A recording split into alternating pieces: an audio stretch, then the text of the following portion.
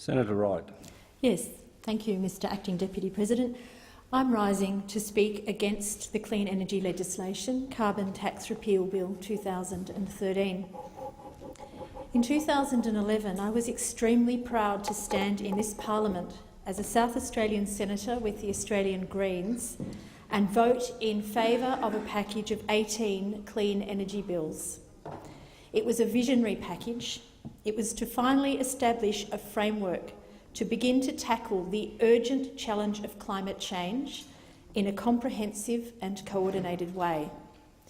I've been aware of the risks and predictions about climate change since the late 1980s. It particularly gained understanding within the community in the early 1990s, and it has become increasingly urgent. And here we stand in 2014 on the cusp of going backwards. The clean energy package, which the Australian Greens, the Labor Party and indeed the multi-party Climate Change Committee in the previous government were responsible for initiating and introducing, was and is still some of the world's best practice legislation in this area.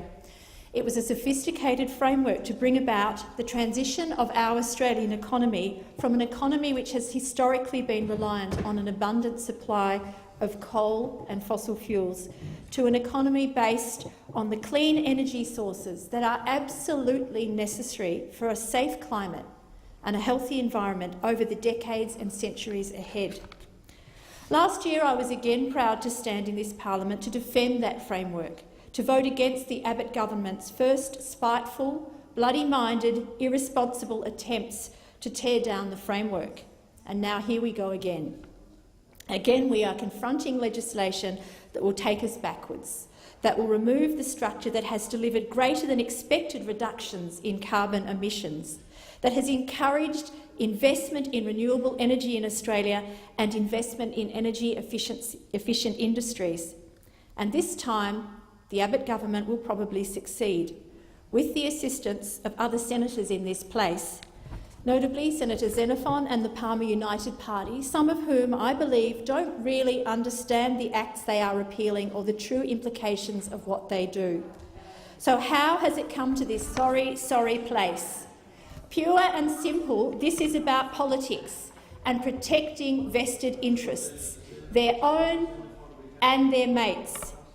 In opposition, we saw Tony Abbott deliberately drum up fear and confusion about climate change and actively encourage the public to turn away from science and our scientists and knowledge towards ignorance and prejudice. What sort of responsible leader does that? And why? Because he saw electoral advantage in it. He also deliberately drummed up confusion and fear about what he called a great big tax, making hysterical claims about its effect on electricity prices, predicting that cities like Whyalla in South Australia would be wiped off the map, all of which has come to naught. Why? Because he saw electoral advantage in it. What kind of responsible leader does that? And so now we have a slash-and-burn rampage against the suite of climate change measures, not because the policies have no merit, but because he staked his political ambition to get into power on opposing the policy. We are dealing here with a government which is resolved to take our country backwards, even though the legislation that they are wanting to trash is effective, actually saves money and is demonstrably in the long-term national interest. This particularly offends me because it amounts to what I see as a fundamental breach of the compact that lies at the heart of our democratic system, that people elect governments to govern, in the end, overwhelmingly in the national interest, not their own interests and not the interests of their coal mining big business mates. The national interest includes the future of our young people, the children and the teenagers and the young adults who will inherit a parched and dangerous future if we do not act to prevent it. I met some of them on Monday, 200 young people from across Australia, converging on the parliament to remind us, their parliamentarians, that our decisions determine their future. The national interest also includes the welfare and livelihood of people like farmers and people on the land. These are the people that this government, and especially the National Party, constantly claim to represent. It's farmers and rural Australians who will pay the biggest cost and pay soonest when it comes to climate change. Every year we know more records are being broken. Droughts, more hot days for longer periods, variations in seasonal temperatures. Who, I ask, do they affect the most and most immediately? So why is it then that the issues paper delivered to inform the Abbott government's white paper on agricultural competitiveness does not mention climate change?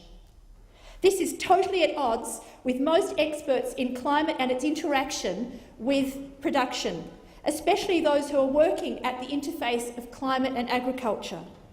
It's totally at odds with the approach taken by one of our most important competitors in the global food market, the US. Their Department of Agriculture's 2014 proposed budget includes $98 million earmarked for programs researching interactions between climate change and agriculture.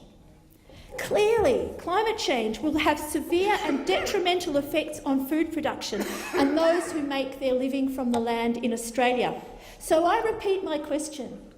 Why is the Coalition, why is the National Party, which claims to represent be the party for farmers and rural Australians, not prepared to pay attention to one of the most significant threats to their people coming down the line?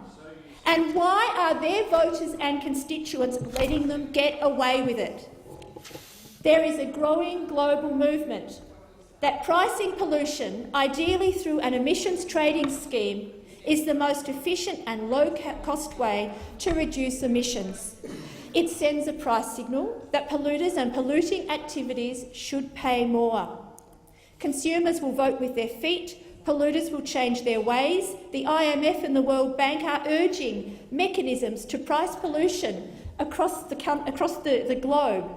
So while our biggest trading partners and our friends across the globe are jumping on board, we have Prime Minister Tony Abbott and Minister Greg Hunt wanting us to jump ship. If we continue on this way, Mr Acting Deputy President, when the global repugnance for polluting activities that affects everyone across the globe reaches its height, the change will come fast, without much warning. And the huge risk is that Australia will be left with a rust bucket economy and stranded assets, a destroyed environment and towns without jobs, like we saw with the auto manufacturing towns in the US that kept making dinosaur gas-guzzling vehicles when the rest of the world had moved on. We ignore these signals, we ignore what's coming at our peril. The Australian Greens are long-term advocates of a price on carbon. And that's because we are guided by the scientists and we are guided by the economists.